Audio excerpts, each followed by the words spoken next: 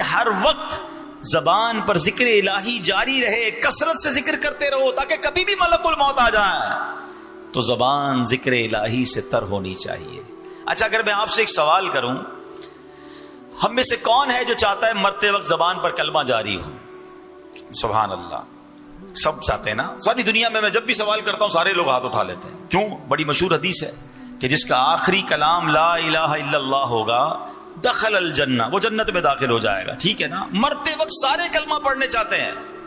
اب میں جو کہنے جا رہا ہوں ہاتھ مت اٹھائیے گا، مگر جواب خود دے دیجیے گا، دل میں جواب دیجیے گا۔ آج پورے دن میں کتنی بار کلمہ پاک پڑھا ہے؟ پورے ہفتے میں کتنی بار کلمہ پڑھا ہے؟ پورے مہینے میں کتنی بار آپ نے کلمہ پڑھا ہے؟ اپنے دل سے پوچھئے۔ مرتے وقت سب کو کلمہ چاہیے اور زندگی میں کلمہ پڑھنے کے لیے تیار نہیں ہے۔ آپ سوچیں نا، ہمارا کتنا ٹائم ہم ضائع کر رہے ہیں، حالانکہ اس کی فضیلت کتنی ہے۔ ذرا مل کر کہیے سبحان اللہ، الحمدللہ، اللہ اکبر۔ 10 سیکنڈ نہیں لگے ہیں، within 10 seconds، نہ پسینہ بہا ہے آپ کا، نہ آپ کھڑے ہوئے ہیں، نہ آپ نے کوئی محنت کی ہے، ہم ادھر ہی بیٹھے ہیں۔ ارے اتنی دیر میں دنیا میں کیا کما سکتے ہو؟ میرے نبی کے سچے وعدے ہیں، جو ایک بار سبحان اللہ کہے جنت میں درخت لگا دیا جاتا ہے، ایک بار الحمدللہ کہے جنت میں درخت لگا دیا جاتا ہے، ایک بار اللہ اکبر کہے جنت میں درخت لگ جاتا ہے۔ لوگ کہتے ہیں حضور کوئی وظیفہ بتا دیں، بڑا کمال کا وظیفہ بتا دیں، بس کچھ آج بتا دیں۔ میں کون ہوتا ہوں بتانے والا؟ آؤ نا، نبی پاک کی حدیث سناتا ہوں اور سنو اللہ کے حبیب کیا فرماتے ہیں۔ دا بیسٹ وظیفہ، سب سے افضل وظیفہ، آقا فرماتے افضل الذکر لا الہ الا اللہ۔ سب سے افضل ذکر کیا ہے؟ لا الہ الا اللہ۔ وظیفہ تو ملا ہوا ہے، پڑھنے کا ٹائم نہیں ہے، فضول باتیں کروا لیں، گھنٹوں بحث کروا لیں۔ اچھا، اب میں دل پر چوٹ کرتا ہوں، اگر آج یہ اعلان ہو جائے گلشن معمار میں یا آس پاس سے بڑے گاؤں گوٹھوں سے بھی لگتا ہے لوگ آئے ہیں ماشاءاللہ، کہ جناب آج کے بعد، یا چلے آج رات کا ہی اعلان کر دیتا ہوں، مسجد کا دروازہ بند کرتے ہیں، جو آج رات میں جتنی بار سبحان اللہ کہے گا اتنے 1000 روپے ملیں گے، ہیں جو جتنی بار کلمہ پاک پڑھے گا اتنے 5000 روپے ملیں گے۔ فجر تک تو کوئی نکلے گا ہی نہیں مسجد سے باہر، تسبیح ہاتھ میں، موبائل بھی بند کر دیں گے، گھر والوں کو کہیں گے خبردار کسی نے فون کیا، آج رات کروڑ پتی بن کے آنا ہے میں نے، اتنے پڑھ لوں گا آج رات میں۔ تو یار کمال ہے، دنیا کے 1000 روپے ملے، دنیا کا انعام ملے، ہماری تسبیح نیچے نہ جائے۔ میرے نبی کا سچا وعدہ ہے، ہر سبحان اللہ پر جنت میں درخت لگا دیا جاتا ہے۔ ہم سارے مل جائیں نا، جتنے بیٹھے ہیں سارے اپنے پیسے ملا لیں، ہم مل کر جنت میں ایک درخت نہیں خرید سکتے، ہے نا؟ اور ایک سبحان اللہ پر جنت میں درخت مل رہا ہے۔ اور بزرگوں نے بڑی پیاری بات لکھی، جس کے درخت لگے ہوئے ہوں گے، جس کے باغ لگے ہوئے ہوں گے، اس کو پھل کھانے کے لیے جانے بھی تو دیا جائے گا نا۔ میری پراپرٹی جنت میں ہوگی تو انشاءاللہ مجھے داخلہ بھی مل جائے گا۔ تو ذکر الہی دوسرے لفظوں میں جنت میں جانے کا ٹکٹ ہے۔ تو نیت کریں انشاءاللہ کہ فضول باتوں سے بچ کر ذکر الہی کرتے رہیں گے۔ ہائے ہاں، پیر مہر علی شاہ صاحب کی بات سنو، کتھے مہر علی کتھے تیری سنا۔ سنو مہر علی صاحب کیا کہتے ہیں، یہ بڑوں کی بڑی باتیں سنو۔ ہاں، تاجدار گولڈا کہتے ہیں کہ جانور جو ہے نا شرعی احکام کا پابند نہیں ہے، اس کے باوجود حکم ہے کہ حلال جانور کے گلے پر چھری پھیرتے وقت اگر اللہ کا نام نہ لیا جائے تو وہ جانور حرام ہو جاتا ہے۔ فرماتے غور کرو، جو شریعت کا پابند نہیں ہے اس کا دم ذکر اللہ کے بغیر نکل جائے تو وہ حرام ہو جاتا ہے۔ ہماری تو ہر سانس شریعت کی پابند ہے، اگر یہ سانس ذکر اللہ کے بغیر چلی جائے تو یہ سانس کتنی بے فائدہ ہوگی، ہے نا؟ گہری بات، دل پر چوٹ کرنے والی بات ہے کہ جانور شریعت کا پابند نہیں، لیکن اگر اس کا دم نکلتے وقت اس پر ذکر الہی نہ کیا جائے تو وہ حرام ہو جاتا ہے، حلال جانور حرام ہو جاتا ہے، نہیں کھا سکتے آپ اسے، استعمال نہیں کرتے۔ تو ہم تو شریعت کے پابند ہیں، ہماری کتنی سانسیں ذکر الہی کے بغیر ضائع ہوتی ہیں۔ پتہ ہے ہم روزانہ کتنی سانسیں لیتے ہیں؟ ایک کیلکولیشن کے مطابق اب 17,000 سے لے کر 30,000 مرتبہ سانس لیتے ہیں ایک دن میں۔ اب غور کریں، پہلے تو یہ سوچو یار یہ سانس کتنی بڑی نعمت ہے، کبھی سانس رکی ہے؟ کبھی طبیعت خراب ہو، جس کو دما کا مرض ہے نا کبھی اس کو دیکھنا. آئے ہائے اللہ میرے تمام دما کے مریض اسلامی بھائیوں بہنوں کو شفا عطا فرما. سردیوں میں ان کو بڑی تکلیف ہوتی ہے, اور جس کی سانس اٹک جائے نا, کووڈ کے زمانے میں آپ نے دیکھا ہوگا, آکسیجن لگا رہے ہیں, سانس نہیں آ رہی ہے, دم گھٹ جائے, کبھی چوک لگ جاتا ہے. کبھی دیکھا ہوگا آپ نے کچھ کھاتے پیتے میں, کئی کھانے میں کوئی ایسی بے احتیاطی ہو جائے یا باتیں کرتے کرتے کھانا کھائیں تو کہتے ہیں نا سانس کی نالی میں لقمہ چلا گیا یا کوئی دانا چلا گیا, جان نکل جاتی ہے تھوڑی دیر کے لیے. لوگ پیچھے سے مار رہے ہوتے ہیں, سانس آ جائے کسی طرح, یعنی اس وقت احساس ہوتا ہے کہ ایک سانس کتنی قیمتی ہے. روزانہ 17,000 بار بغیر اللہ کا شکر ادا کیے. ہم کون شکر ادا کرتا ہے؟ یہ 17,000 سانسیں اندر بھی گئیں. اور جو زیادہ سانس لیتے ہیں, جن کی جناب بھاگ دوڑ کی عادت ہے, کہتے ہیں کہ کیلکولیشن ہے کہ 17,000 سے لے کر 30,000 تک بیچ میں کوئی بھی کیلکولیشن بن سکتی ہے. کوئی 18,000 لیتا ہوگا, کوئی 20,000 سانسیں. 20,000 سانسیں اندر گئیں روز. 20,000 بار باہر نکلی, ایک بار رک جائے تو زندگی ختم ہو جائے گی. سانس رکے ہی زندگی ختم. سانسیں ہی تو زندگی ہے نا. آ گئی تو زندگی, چلی گئی تو موت ہے. یہی تو سانس ہے. خدا کی قسم روز 17,000 بار تو شکر ادا کرنا چاہیے تھا. مگر یہ زبان ہے جو شکوے کرتے نہیں تھکتی ہے. بغیر پیسوں کے اللہ نے سانس دی ہے. ہر سانس پر ٹیکس لگا دیا جائے, پیسے ہی نہیں لگتے نا, فری میں. اندر بھی جا رہی ہے, باہر بھی نکل رہی ہے, آکسیجن اندر, کاربن ڈائی آکسائڈ باہر. میرا موضوع نہیں ہے, ورنہ میں نے ایک بیان اس پر کیا تھا, کبھی موقع ملے گا دوبارہ آپ کو بتاؤں گا. کہ آپ اگر جو سائنس کے اسٹوڈنٹ ہیں نا, ان سے پوچھئے گا, انٹرنیٹ پہ اب تو سرچ کر لیں, بڑا آسان ہو گیا ہے, کہ اس ہوا سے آکسیجن نکالنا اور کاربن ڈائی آکسائڈ کو الگ کرنا یہ کتنا مہنگا کام ہے. یہ پورا پلانٹ ہے. کووڈ کے زمانے میں مشینیں آئی تھی نا, کہ جناب جس کے ذریعے آکسیجن ملتی تھی, کیا تھا؟ پورا پلانٹ تھا نا. اللہ نے اندر یہ پلانٹ فٹ کیا ہوا ہے. کوئی قیمت نہیں دے رہے ہم, فری میں سانسیں آ رہی ہیں. وہ بڑا مشہور ایک عرب شریف کے ایک بندے کی پوسٹ مشہور ہوئی تھی, کہ ایک بندہ جو تھا اس کو پرابلم آیا سانس کا کووڈ کے زمانے میں, تو 18-20 دن ہاسپٹل میں رہا. اس کا بل بن گیا پاکستانی کوئی 25-30 لاکھ روپے. بہت مالدار آدمی تھا. جب بل ہاتھ میں آیا تو رونے لگا. ڈاکٹر سمجھے پیسے نہیں ہیں.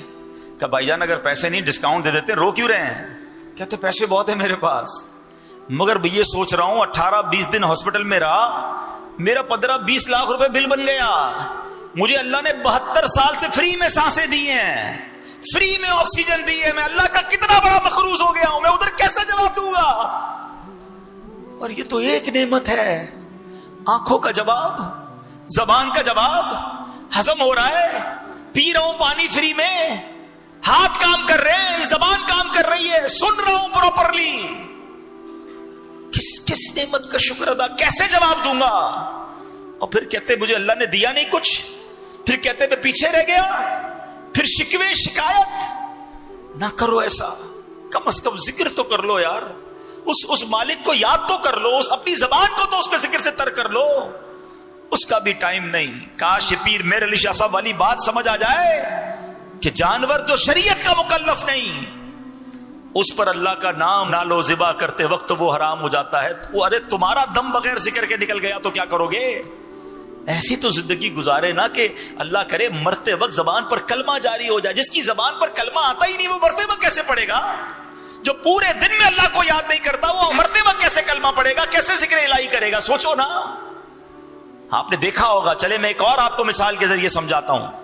ماشاءاللہ جن کی زبان پر ذکر و درود جاری ہوتا ہے نا, جب ان کو کوئی ڈیفیکلٹ ٹائم آتا ہے نا, کوئی مشکل وقت آتا ہے, گاڑی کا ایکسیڈنٹ ہوتے ہوتے بچ جاتا ہے, کوئی دھکا لگتا ہے, کوئی ٹینشن آتی ہے, فوراً زبان سے کیا نکلتا ہے؟ یا اللہ, یا رسول اللہ, لا الہ الا اللہ. کیوں؟ عادت ہے. اور جن کی گالیوں کی عادت ہے, جن کی معاذ اللہ بری باتیں کرنے کی عادت ہے, ہم نے دیکھا ہے ان کی گاڑی سٹاپ ہوتی ہے, جھٹکا لگتا ہے, فوراً زبان سے گالی نکلتی ہے. کیوں؟ کیونکہ جو اندر ہوتا ہے نا تو وہ باہر نکلتا ہے. یاد رکھیے گا, مرتے وقت ہمیں ایک جھٹکا لگے گا, ایک موت کا جھٹکا ہوگا, اور جو اندر ہوگا اگر وہ باہر آ گیا تو پھر کیا ہوگا؟ اندر ایسا بھر لو, اپنے دل کو ایسا صاف کر لو, ذکر الہی کے ایسے عادی بن جاؤ کہ جب موت کا جھٹکا لگے تو میری زبان سے کلمہ پاک نکل جائے. تمنا کیا ہے؟ میں سو جاؤں یا مصطفیٰ کہتے کہتے, کھلے آنکھ صلی اللہ کہتے کہتے. اچھی عادتیں پتہ کیسے کام آتی ہیں. پچھلے دنوں میں ایک بات پڑھ رہا تھا, کیا کمال کی بات تھی, ایمان تازہ ہو گیا. سنت طریقہ کیا ہے؟ سیدھے ہاتھ سے دو, سیدھے ہاتھ سے لو, ٹھیک ہے نا. آج نہیں ہے لوگوں کو اس سنت کی فکر ہی کوئی نہیں ہے. الٹے ہاتھ سے دے رہے ہیں, الٹے ہاتھ سے لے رہے ہیں, الٹے ہاتھ سے کھا رہے ہیں, الٹے ہاتھ سے پی رہے ہیں. Nobody care about. ہم نے پیر و مرشد سے سیکھا, امیر اہل سنت سے, کہ آپ عادت کیسے بناتے ہیں. آپ اپنی اور اپنے بچوں کی عادت پتہ کیسے بنا سکتے ہیں؟ آپ سیدھے ہاتھ سے کوئی چیز دیں اور اگلے سامنے والے نے الٹا ہاتھ آگے بڑھائے نا, آپ واپس لے لیں کہ نہیں پہلے سیدھا ہاتھ. اب وہ سیدھا ہاتھ بڑھائے تو دے دیں اس کو یاد رہ جائے گا نا کہ یار سیدھے ہاتھ سے لینا ہے. کمال کی بات سنو گے, ایمان تازہ ہو جائے گا. بزرگ کہتے ہیں سیدھے ہاتھ سے ہر چیز دینے اور لینے کی عادت بناؤ. جب قیامت کے دن تمہیں نامہ اعمال دیا جائے گا, تمہارا سیدھا ہاتھ ہی آگے بڑھ جائے گا, اور جس کو سیدھے ہاتھ میں نامہ اعمال مل گیا اس کی مغفرت کر دی جائے گی. چاہیے نا سیدھے ہاتھ میں نامہ اعمال, تو دنیا میں سیدھا ہاتھ استعمال کرو نا اچھی چیزوں کے لیے. ادھر فکر ہی کوئی نہیں ہے. ایک اور کمال کی بات, اٹھنے کی جو دعا ہے کیا ہے؟ الحمدللہ الذی احیانا بعد ما اماتنا والیہ النشور. کیا پیاری دعا. اللہ یہ دعا ہی سمجھ آ جائے نا تو ایمان تازہ ہو جاتا ہے. اس بندے کو میسج مل رہا ہے, اس رب کی مہربانی, اس رب کا شکر جس نے مرنے کے بعد مجھے زندہ کیا. احیانا بعد ما اماتنا. اب یہاں ایک اور بھی بات ہے جناب, میں مر کے تو زندہ نہیں ہوا, میں تو سو کے کھڑا ہوا ہوں. یہی تو میسج ہے, تم روز موت کے قریب جا کر واپس آ رہے ہو. جب سوتے ہیں تو کیا ہوتا ہے؟ کچھ نظر آتا ہے؟ کون آیا, کون گیا, کیا ہوا, کچھ پتا نہیں, ایسے بے سدھ ہو کے سوتے ہیں. یہی تو موت آئے گی تو بندہ سوچے سوتے وقت کہ ایک دن ایسا سوؤں گا کہ پھر اٹھوں گا نہیں. ہر روز صبح اٹھ کے اللہ کا شکر ادا کرے کہ اللہ ایک اور چانس دے دیا, ایک اور دن دے دیا, ایک اور دن دے دیا توبہ کے لیے. الحمدللہ الذی احیانا بعد ما اماتنا والیہ النشور. اس رب کی مہربانی, شکر, تعریف اس رب کی جس نے مجھے مرنے کے بعد پھر زندہ کیا. والیہ النشور, اسی کی طرف لوٹ کر جانا ہے. علماء کہتے ہیں جو اس دعا کا عادی ہوگا نا, جب قیامت کے دن قبر میں اس کی آنکھ کھلے گی, وہ اٹھے گا, پھر اس کی زبان پر یہ دعا جاری ہو جائے گی. اور جو صبح قیامت یہ دعا پڑھتا ہوا اٹھے گا, بن گیا نا اس کا کام, اللہ کا نام لیتے ہوئے اٹھے گا نا. تو یہ ہے اچھی عادتوں کے فائدے. نہ ذکر کرتے ہیں, نہ کلمہ پڑھتے ہیں, نہ درود پڑھتے ہیں, بری باتیں. اور پھر کہتے ہیں مشکل دور نہیں ہو رہی, ٹینشن دور نہیں ہو رہی, مرتے وقت کیسے کلمہ نصیب ہوگا. اللہ کرے کہ آج یہ بات میں بھی طے کر لوں اور آپ بھی طے کر لیں کہ اب انشاءاللہ فضول باتوں سے بچ کر اللہ کے ذکر سے اپنی زبان کو تر رکھیں گے انشاءاللہ. اللہ اکبر. اب ذکر اللہ کی عادت کیسے بنائیں؟ ہاں یہ ذرا آپ زبردست بات کر لیتے ہیں. حضرت موسیٰ علیہ الصلوۃ والسلام نے اللہ کی بارگاہ میں عرض کی, یا اللہ مجھے کوئی ایسی عبادت بتا, میں کوئی ایسی عبادت کرنا چاہتا ہوں جس میں مجھے مشقت اٹھانی پڑے, میرے لیے بھاری ہو. اللہ والوں کی باتیں ہیں, کیا کمال کے لوگ ہوتے تھے. ہم کہتے ہیں یار مولوی صاحب کو ایسا طریقہ بتاؤ محنت نہ کرنی پڑے. حضرت موسیٰ اللہ سے کہہ رہے ہیں یا اللہ کوئی ایسی عبادت بتا جس میں مجھے مشقت اٹھانی پڑے. اب دیکھیں رب کی طرف سے ارشاد کیا ہوا ہے, موسیٰ بلند آواز سے میرا ذکر کیا کر. حضرت موسیٰ کو کیا تکلیف ہونی تھی, آپ نے اللہ کا ذکر کرنا شروع کیا. جتنا ذکر کرتے گئے اتنا مزہ آتا گیا, اتنا لطف آتا گیا, آپ اور ذکر کرتے گئے اور ذکر کرتے گئے. اللہ سے عرض کی, یا اللہ میں نے تو تجھ سے عرض کیا تھا مجھے کوئی ایسی عبادت بتا جس میں مجھے تکلیف ہو, مشقت ہو, ڈیفیکلٹی ہو. میں تو ذکر کیے جا رہا ہوں, مزے کو مزہ آ رہا ہے. ارشاد ہوا, اے موسیٰ یہ تو آپ پر میری مہربانی ہے کہ آپ کو میرے ذکر میں لذت آتی ہے, ورنہ فرعون کو دیکھیے, اس نے اپنا تاج و تخت, قوت و سلطنت سب برباد کر لیا, دریا میں غرق ہو جانا منظور کر لیا, مگر ایک مرتبہ بھی میرا نام اپنی زبان پر لانا گوارا نہ کیا. اس کا مطلب پتہ ہے کیا ہوا, کہ خوش نصیب وہ ہے جسے ذکر کی توفیق ملتی ہے, جسے ذکر میں لطف آتا ہے, جسے ذکر کرنے کا جی چاہتا ہے. ورنہ آج کے دور میں تسبیح بڑی بھاری لگتی ہے, اٹھتی نہیں ہے تسبیح, فوراً جیب میں رکھ لیتا ہے انسان. موبائل چھوڑنے کا جی نہیں چاہتا, موبائل ذکر کرنا ہے تو موبائل چھوڑنا پڑے گا نا. نہیں میں تھوڑا اور موبائل میں لگ جاؤں, تھوڑا اور ٹی وی, تھوڑا اور معاذ اللہ فلمیں ڈرامے, دوستوں کی گپ شپ چھوڑنے کا جی نہیں چاہتا. ایک تو منہ میں پان گٹکا نہ جانے کیا کیا آپ رکھتے ہیں کہ جناب وہ نکالیں گے تو ذکر کرو گے نا. امیر اہل سنت بڑی پیاری بات فرماتے ہیں, آپ فرماتے ہیں پان اینٹی درود ہے, اس لیے میں پان نہیں کھاتا، کیونکہ منہ میں جتنی دیر پان ہوگا اتنی دیر درود نہیں پڑھ سکوں گا. اپنے آپ کو بیزی ایسا کر لیا ہم نے کہ اب ذکر و درود پڑھنا مشکل ہو گیا ہے. تو نہ کریں میرے پیارے اسلامی بھائیوں، اپنے آپ کو ان فضولیات سے بچائیں، اور سبحان اللہ، جس کو ذکر میں مزہ آ رہا ہے وہ اللہ کا شکر ادا کرے. ذرا کہو تو صحیح، سبحان اللہ، الحمدللہ، اللہ اکبر، لا الہ الا اللہ، محمد الرسول اللہ، سبحان اللہ وبحمدہ، سبحان اللہ العظیم. ہائے ہائے، کیسا پیارا ذکر ہے، کرتے جاؤ ایسا لگتا ہے رحمت کے دریا میں تیر رہے. اور جس کو نہیں مزہ آ رہا نا، وہ چیک کرے کہ اندر بیماری ہے. مجھے ذکر میں کیوں لطف نہیں آ رہا؟ مالک کا نام لیتے ہوئے مزہ نہیں آ رہا. اللہ کا نام پتہ ہے کیسا ہے؟ ہاں، اللہ کے نام کے راز بھی کمال کے ہیں. اللہ لکھو نا، الف لام لام ہا، الف نکال دو، کیا بن جائے گا؟ للہ. لام نکال دو، لہو، پھر اللہ کی طرف اشارہ ہے. ایک اور لام بھی نکال دو، ہو، پھر بھی اسی کی طرف اشارہ ہے. اور لفظ اللہ کا ہر لفظ اللہ کی طرف ہمیں توجہ دلاتا ہے. کاش یہ لفظ دل پر نقش ہو جائے اور اپنے رب کے ذکر کا لطف اٹھانا ہم شروع کر دیں. اب علماء نے بڑی پیاری بات لکھی، ایک بڑا پیارا جدول بھی بیان کیا. اگر آپ کا ذہن بن رہا ہے نا کہ یار میرا اکثر وقت ذکر الہی میں رہے، آپ کہیں یار اس کاروبار کیسے ہوگا، دنیا کے کام کیسے ہوں گے، دیکھو کیسے پاسبل ہے. اب ذرا غور سے سنتے جائیے گا. اب اصل بات ہے ذہن بننے کی. امیر اہل سنت کو ایک بار دیکھا گیا، آپ امامہ باندھ رہے تھے اور ہونٹ ہل رہے تھے. تو کسی نے پوچھا آپ کیا پڑھ رہے ہیں؟ فرمایا میں اللہ اللہ اللہ پڑھ رہا ہوں تاکہ امامہ باندھتا رہوں تو اس وقت بھی میرے زبان ذکر الہی سے فارغ نہ رہے. صرف ذہن بننے کی دیر ہے نا. آپ کے پاس دن میں ایسا بہت سارا ٹائم ہوتا ہے جس میں آپ کی زبان فارغ ہوتی ہے. آپ موٹر سائیکل چلا رہے ہیں، آپ گاڑی چلا رہے ہیں، آپ بس میں جا رہے ہیں، آپ پیدل چل رہے ہیں. زبان کا کیا کام ہے؟ صرف ذہن بننے کی دیر ہے کہ یار اس وقت بھی تو میں اللہ اللہ کر سکتا ہوں، لا الہ الا اللہ. ایک تسبیح کلمہ پاک بھی پڑھ لوں، ایک تسبیح سبحان اللہ کی پڑھ لوں، 2 تسبیح درود پاک کی پڑھ لوں، لا حول شریف پڑھ لوں. آپ کو مزہ آ جائے گا نا جس دن ذکر کا، اور اس کی فضیلتیں یاد ہو جائیں گی کہ یار یہ پڑھنے پر یہ نیکی، یہ پڑھنے پر یہ نیکی، سبحان اللہ. یہ ذہن بننے کی دیر ہے. پھر آپ دیکھو ٹائم نکالو اور ٹائم نکلتا ہی چلا جائے گا. لیکن نہیں، ہمیں تو فضول وقت میں بھی لوگوں کو ہیڈ فون لگا کر معاذ اللہ گانے سننے ہیں، میوزک سننی ہے. اپنے ٹریول ٹائم کو تو درود ٹائم بناؤ، ذکر ٹائم بناؤ. اب سنو، علماء نے لکھا کہ اگر پورے ٹائم کو ذکر الہی میں کثرت سے گزارنا ہے نا تو دن میں 5 نمازیں فرض ہیں. نماز بھی ذکر اللہ ہے. 5 نمازیں اول آخر کوشش کریں کہ سنتوں اور نوافل کے ساتھ پڑھیں. اس میں انشاءاللہ 1.5-2 گھنٹے، ٹوٹل 2 گھنٹے انشاءاللہ آپ کے پورے دن میں ذکر الہی میں گزر جائیں گے. پھر 5 نمازوں میں 3 نمازیں وہ ہیں کہ جن میں وقفہ کافی زیادہ ہے، عشاء سے فجر اور فجر سے ظہر.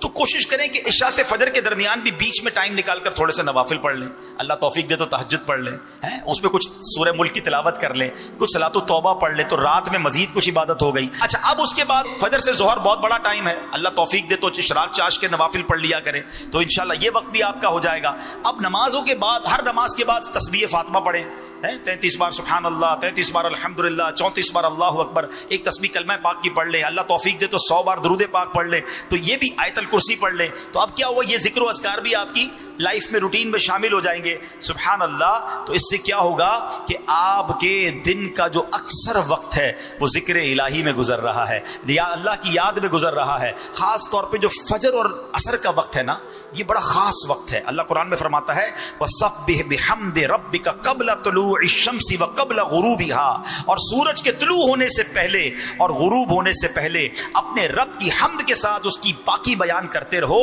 تو اب سبحان اللہ، ہمیں کرنا کیا چاہیے کہ ان 2 وقتوں میں خصوصیت کے ساتھ ذکر و اذکار مقرر کر لیے جائیں. فجر کے بعد اور عصر کے بعد تلاوت قرآن کی کچھ عادت کر لیں. امیر اہل سنت نے شجرہ شریف کے اوراد دیے ہیں عصر کے بعد پڑھنے کے، فجر کے بعد پڑھنے کے، وہ پڑھ لیں. اللہ بہت توفیق دے تو مغرب کے بعد اوابین پڑھ لیں. تو انشاءاللہ عز و جل اب جب آپ کیلکولیٹ کریں گے تو انشاءاللہ ہر تھوڑی دیر بعد آپ کو کوئی نہ کوئی عبادت، کوئی نہ کوئی ذکر، کوئی نہ کوئی اللہ کی یاد آپ کے روٹین میں شامل ہو جائے گی. اللہ اکبر. اب کبھی بھی موت آ جائے، اب کسی وقت بھی ملک الموت آئیں گے، یا تو آپ نماز پڑھ کے آ رہے ہوں گے، یا نماز پڑھنے جا رہے ہوں گے، یا تلاوت کر رہے ہوں گے، یا ذکر کر رہے ہوں گے، یا درود پڑھ رہے ہوں گے، یا اگلی نماز کا انتظار کر رہے ہوں گے، انشاءاللہ اللہ نے چاہا تو نبی پاک نے فرمایا نا حضرت معاذ بن جبل سے، اے معاذ اللہ کا قرب حاصل کرنے کا طریقہ، حدیث کا مضمون کیا ہے کہ جس وقت تمہارا آخری وقت آئے تمہاری زبان ذکر الہی سے تر ہو جائے. اللہ ایسی زندگی مجھے بھی عطا فرما دے اور آپ کو بھی نصیب فرمائے. اچھا میں اس میں ایک مزے کی بات کہہ دیتا ہوں، یہ میں آپ کو بڑی تجربے کی بات بتا رہا ہوں. آپ ابھی شروع کریں گے نا، جس کی عادت نہیں ہے، جس کی عادت ہے وہ میری بات سمجھ آ جائے گا اس کو. جس کی عادت رہی ہے اس کو شروع میں مشکل ہوگی، اس کو مزہ نہیں آئے گا، اس کو لگے گا یار بوریت ہو رہی ہے. دیکھیں اس کو اس طرح سمجھیے، جب آپ کو بخار ہوتا ہے، کئیوں کو بخار ہوتا رہتا ہے، طبیعت خراب ہو جائے، کھانا اچھا لگتا ہے؟ بتاؤ نا. آپ کے گھر والے آپ کی فیوریٹ ڈش بنا دیں، آپ کو بریانی پسند ہے وہ بریانی بنا دیں، آپ کو جو میٹھا گاجر کا حلوہ پسند ہے وہ بنا دیں. منہ میں پانی نہیں آ رہا ہو، ٹھیک ہے نا، سمجھانے کے لیے بتا رہا ہوں. تو پھر کیا ہوگا؟ اس دن بخار ہو، منہ کڑوا ہو، اپنا پسند کا حلوہ بھی اچھا نہیں لگتا، اپنی پسند کی بریانی بھی اچھی نہیں لگتی، بلکہ گھر والے بھی اچھے نہیں لگتے. ایسا ہی ہے. مگر کیا گھر والوں کو چھوڑ کے بھاگ جاتے ہو؟ بچوں کو گھر سے باہر نکال دیتے ہو یا کھانا چھوڑ دیتے؟ نہیں، بندہ کہتا ہے منہ کڑوا بے شک ہے، کھاتے رہو، دوائی بھی لیتے رہو، تھوڑے دنوں بعد جب طبیعت ٹھیک ہو جائے گی تو بریانی بھی اچھی لگے گی، گاجر کا حلوہ بھی اچھا لگے گا، بچے بھی اچھے لگیں گے. ہمیں پتا ہوتا ہے بیماری ہے، جیسے ہی بیماری دور ہوگی یہ سب چیزوں کا ٹیسٹ آنا شروع ہو جائے گا. ایسا ہی ہے. جس کو تلاوت کا ٹیسٹ نہیں آ رہا، جس کو ذکر کا لطف نہیں آ رہا، جس کو درود میں چاشنی نہیں مل رہی، جس کو نعت سن کر آنکھوں میں آنسو نہیں آ رہے، خدا کے واسطے چھوڑ کر مت چلے جانا. پڑھتے رہنا، ذکر کرتے رہنا. تھوڑے دنوں بعد آپ محسوس کریں گے بیماری دور ہو رہی ہے، لذت آنا شروع ہو گئی ہے، لطف آنا شروع ہو گیا ہے، آنسو نکلنا شروع ہو گئے ہیں، چاشنی ملنا شروع ہو گئی ہے. خدا کی قسم جن کو ذکر الہی کا لطف آ جائے نا، جن کو درود پڑھنے کی چاشنی مل جائے، جن کو تلاوت کا شوق مل جائے، جن کو دعا کی لذت مل جائے، پھر ان کا دل بھرتا نہیں اللہ کی عبادت سے. تو آج یہ نیت کرنا ہے کہ ابھی شروع میں لطف آئے نہ آئے، ہمیں اس کی لذت ملے نہ ملے، انشاءاللہ آج سے ہم کثرت سے ذکر الہی کرنا شروع کر دیں گے انشاءاللہ. ہمارے نیک اعمال میں بہت سارے وظائف امیر اہل سنت نے عطا فرمائے، انشاءاللہ اس کو بھی کریں گے. دیکھیں ماشاءاللہ خصوصی اسلامی بھائی بھی نیت کر رہے ہیں نا انشاءاللہ. یہ ہے آپ کی میری دعوت اسلامی، جن کو ماشاءاللہ نہ بولنا آتا ہے نہ سننا آتا ہے. یہ ہمارا پورا بیان ان کو اشاروں کے ذریعے سمجھا رہے ہیں، اور ماشاءاللہ ہمارے وہ بھائی بھی نیت کر رہے ہیں کہ اب وہ اشاروں سے اللہ کا ذکر کریں گے. یار ان کو دیکھ کر کتنا شکر ادا کرنے کا جی چاہتا ہے. یہ اللہ کا ذکر بھی اشارے سے کریں گے، زبان سے نہیں کر سکتے. مجھے زبان دی ہے پھر بھی میں اللہ کا ذکر نہ کروں، یار خدا کی قسم شرم آنی چاہیے. جس اللہ نے زبان دی ہے ذکر کے لیے وہ زبان ذکر کیوں نہیں کرتی؟ یہ بے حیائی کی باتوں کے لیے تو زبان نہیں دی، بری باتیں سننے کے لیے تو کان نہیں دیے، یہ آنکھیں حرام دیکھنے کے لیے تو اللہ نے نہیں دی. وہ پنجابی شاعر کہتے ہیں نا، دل یاد لئی بنایا ہے تعریف لئی زبان، بنایا ہے تعریف لئی زبان، کھیاں بنائیاں سونے دے دیدار واسطے، اکھیاں بنائیاں.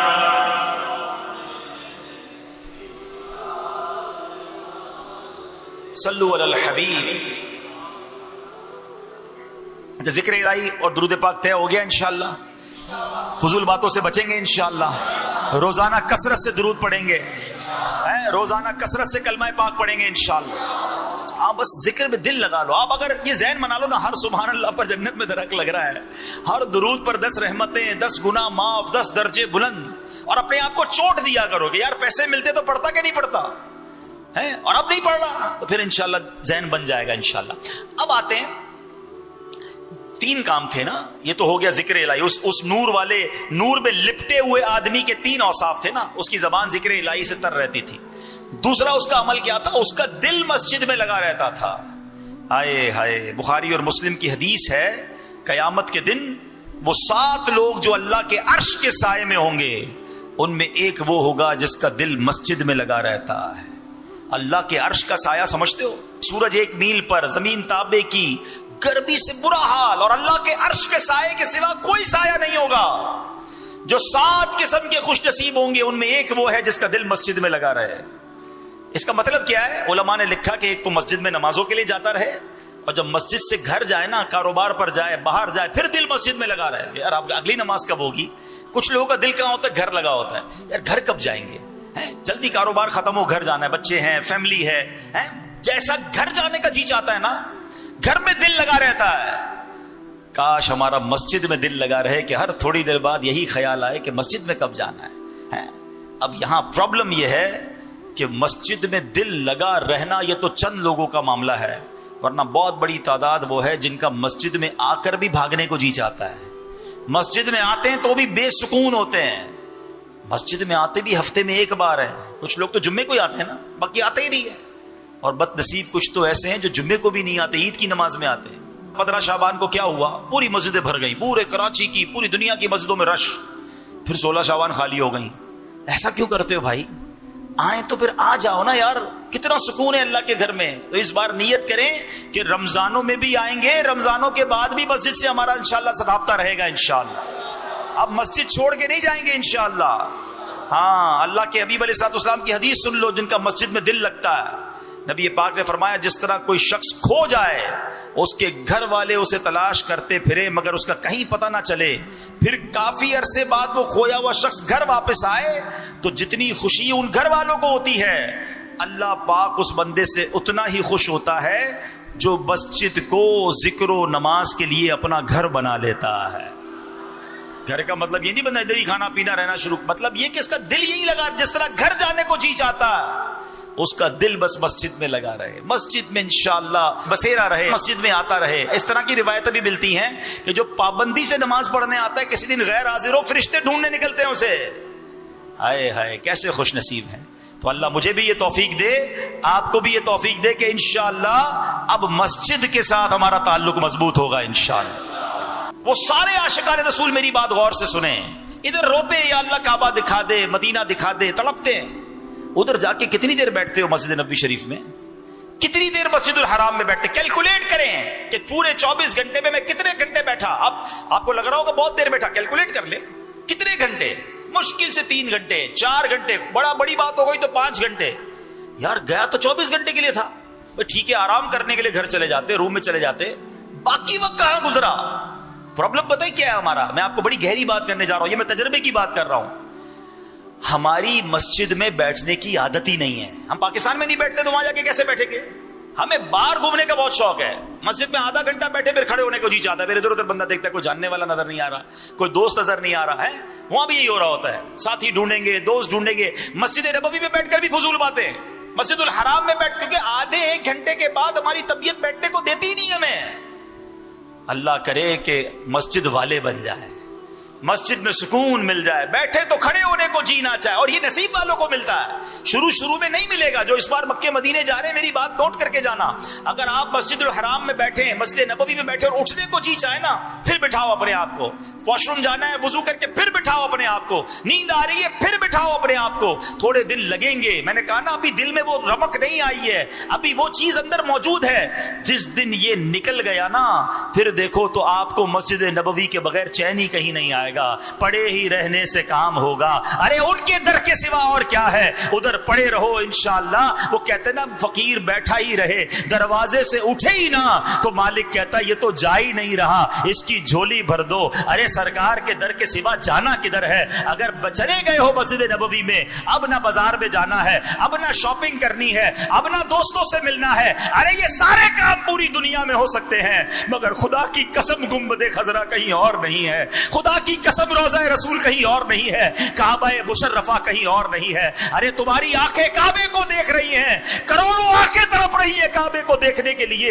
अगर तुम्हें रब ने पहुंचा दिया है तो क्यों खड़े होना है? थक गए हो तो वहीं बैठ जाओ, फिर वुजू करो, फिर बैठ जाओ, कभी तिलावत करो, कभी तस्बीह पढ़ो, कभी नवाफिल पढ़ो, कभी दुरूद पढ़ो। इंशाअल्लाह कुछ दिन जरूर लगेंगे, मगर जब दिल साफ होगा, इस जगह की बरकतें दिल पर तारी होना शुरू होंगी, फिर देखो कैसी बरकतें मिलती हैं। अल्लाह मुझे और आपको अपने वतन में भी मस्जिद में बैठना नसीब फरमाए, अपने घर में बैठना नसीब फरमाए, और हरमैन तय्यबैन में भी ए अल्लाह हमें कसरत के साथ मस्जिदैन करीमैन में बैठना नसीब फरमा, बरकतें लूटना नसीब फरमा। हमें ए अल्लाह सुकून इत्मीनान के साथ बैठकर इबादतें करने की तौफीक अता फरमा। अब एक और बात, मस्जिद की बात चली है क्योंकि रमजान में माशाअल्लाह बहुत मस्जिदों में आना जाना होता है। देखो मस्जिद अल्लाह का घर है, बेअदबी मत करना। हाँ, एक बड़ा मसला है, लोग मस्जिद में आते हैं और इसको बड़ा ऑर्डिनरी लेते हैं। ये अल्लाह का घर है यार, यहां आप तैयार होके नहीं आते क्या? शादियों में ऐसे जाते हो क्या? बड़े आदमी के घर पे ऐसे ही मुंह उठा के चले जाते हैं? कपड़े भी देखते हैं, बाल भी देखते हैं, खुशबू भी लगाते हैं, और मस्जिद में पसीने वाले कपड़े लेकर मैकेनिक आ रहा है तो उसके कपड़ों से बू आ रही है? वही ग्रीस वाले कपड़े पहन के आ गया। खेलते खेलते बच्चे आ रहे हैं, नौजवान आ रहे हैं, ग्राउंड से खेलते हुए आ गए सीधे मस्जिद में नमाज पढ़ने। यार आपके कपड़ों से स्मेल आ रही है, क्या इन्हीं कपड़ों में जाओगे किसी और के घर पे? गिरेबान खुले हुए हैं, अजीब अजीब अब तो कपड़े पहन के लोग आ रहे हैं, मैं बता नहीं पा रहा, शॉर्ट्स पहन के आ जाते हैं मस्जिद में। यार आप किसी इज्जतदार घराने में इस लिबास में नहीं जा सकते, अल्लाह के घर में आ गए, फिर कहते मेरी दुआएं कबूल नहीं होती। बेअदबी है ये। जब आपसे बदबू आ रही है आपके लिबास और आपके मुंह से, मस्जिद में आना ही जायज नहीं है। यार अल्लाह के घर में आयो इज्जत के साथ, इकराम के साथ, वुजू करके, खुशबू लगाकर, बाल बनाकर, अच्छे तरीके से, जितना इज्जत के साथ, इकराम के साथ। बुजुर्गों ने नमाज पढ़ने के लिए अलग लिबास रखे हुए थे, शानदार खुशबू लगाकर नमाजें पढ़ते थे। हमने खुशबू रखी हुई है दावत में जाने के लिए, फला दोस्त से मिलने के लिए, मस्जिद के लिए नहीं। जेब में इतर रखे कि नमाज से पहले लगाऊं, नमाज की ताजीम, मस्जिद की ताजीम की नीयत से। अरे ये इज्जतें आपको किधर पहुंचा देंगी, आपको पता ही नहीं है। अल्लाह के घर का इकराम करो, अल्लाह तुम्हारी झोलियों को भर देगा। तो रमजान में इस बार ये मत करना, आए जरूर मगर इज्जत के साथ, मोहब्बत के साथ, तैयारी के साथ। फिर मस्जिद में आते हैं तो फजूल बात करते हैं। रिवायतों में आता है मस्जिद में दुनियावी बात करना नेकियों को ऐसे खा जाता है जैसे आग लकड़ी को खा जाती है। अब आए नेकियां कर दें और आके भाई हाँ भाई क्या चल रहा है आजकल, सब ठीक है, कारोबार कैसा जा रहा है, आजकल सोने का दाम अच्छा, हर किसी को सोने का रेट रोज मालूम करना है। भाई हमें भी पता है रेट बढ़ रहा है, लेना है नहीं, फिर भी रेट मालूम करना है। हर दूसरे आदमी को इंटरनेशनल ऑयल मार्केट चेक करनी है, स्टॉक एक्सचेंज किधर जा रही है। ओ भाई तेरे लेना ना देना, जिक्रुल्लाह कर लेना भाई, इतनी देर 4 बार कलमा पढ़ लेता, एक तस्बीह दुरूद पाक की हो जाती। बस टाइम बहुत है ना, फारिग बहुत है, दुनिया भर की जनाब डिस्कस, वो भी मस्जिद में आके करनी है, तरावी के दौरान करनी है, एतकाफ के अंदर करनी है। और फिर मस्जिद में हंसना कब्र में अंधेरा लाता है। ये मैं एतकाफ करने वालों से भी अर्ज कर रहा हूं, जरूर एतकाफ करें, ये बड़ी नेमत है अल्लाह की, मगर करें तो फिर बाअदब तरीके से करें, मस्जिद का इकराम करके करें। अब आते हैं तीसरा अमल। हाँ, वो अमल भी बड़ा जरूरी है, और वो क्या है कि नबी पाक ने वो किस बंदे को देखा था कि उसकी वजह से उसके माँ बाप को बुरा भला नहीं कहा जाता था। आज क्या होता है, लोग कहते हैं यार ये देखो मोटरसाइकिल लेके निकला, कैसा साइलेंसर निकला हुआ है, सारे मोहल्ले की नींद बर्बाद की, कैसे माँ बाप ने तरबियत की है। यार ये गालियां दे रहा है, इसके माँ बाप ने कैसी तरबियत की है। अच्छा जनाब ये लड़ाई कर रहा है, इसके माँ बाप ने कैसी तरबियत की है। लोगों के पैसे खा गया, इसको शर्म नहीं आती, माँ बाप ने कैसी तरबियत। यानी हमारे अमाल की वजह से हमारे माँ बाप को गालियां पड़ रही हैं। अच्छा फिर एक और तरीका, लोग दूसरे के माँ बाप को गालियां देते हैं। अगर आप किसी के माँ बाप को गाली देंगे तो रिप्लाई में क्या वो दुआएं देगा आपको? वो भी आपके माँ बाप को गाली देगा। हमारी वजह से हमारे माँ बाप को गाली पड़ रही होती, शर्म नहीं आती। और वो शख्स कौन था जो अर्श इलाही के नूर से लिपटा हुआ था, कि जिसकी वजह से उसके माँ बाप को बुरा भला ना कहा जा रहा था। हाय हाय, काश मैं ऐसा बन जाऊं कि मुझे देखकर लोग कहें कि इसके माँ बाप ने कैसी तरबियत की है। अरे बेटा ऐसा है तो माँ बाप कैसे होंगे, काश मेरी वजह से मेरे माँ बाप की इज्जत बढ़े, लोग मेरे माँ बाप को दुआएं दें कि ऐसी शानदार तरबियत की इस बेटे की कि ये बेटा जनाब दुनिया को नेकी की दावत देता है, ये बेटा नेक है, इसकी वजह से लोग नेक बन रहे हैं। ऐसे बनो ना कि वो कब्र में है, उनको दुख ना पहुंचे, मेरी वजह से लोग उन्हें दुआएं दें। मगर आज लोग बूढ़े माँ बाप, बल्कि कब्र में चले गए माँ बाप, उनको गालियां दिलवा रहे हैं, उनको बुरा भला कहवाते हुए शर्म नहीं आती है। सुनो, इमाम अहमद बिन हंबल ने एक रिवायत लिखी, ایک مرتبہ حضرت موسیٰ علیہ السلام نے عرش کے قریب ایک شخص کو دیکھا، آپ کو اس کے مقام و مرتبے کی خوشی ہوئی، اس کے متعلق پوچھا تو بتایا گیا یہ کسی سے حسد نہیں کرتا تھا، چغلی نہیں کھاتا تھا، والدین کی نافرمانی نہیں کرتا تھا۔ آپ نے عرض کیا اے رب کریم والدین کا نافرمان کون ہوتا ہے؟ فرمایا یعنی جو ماں باپ کے لیے برا کہے جانے کا سبب بنے، یہاں تک کہ اس کی وجہ سے والدین کو برا کہا جائے، وہ والدین کا نافرمان ہے۔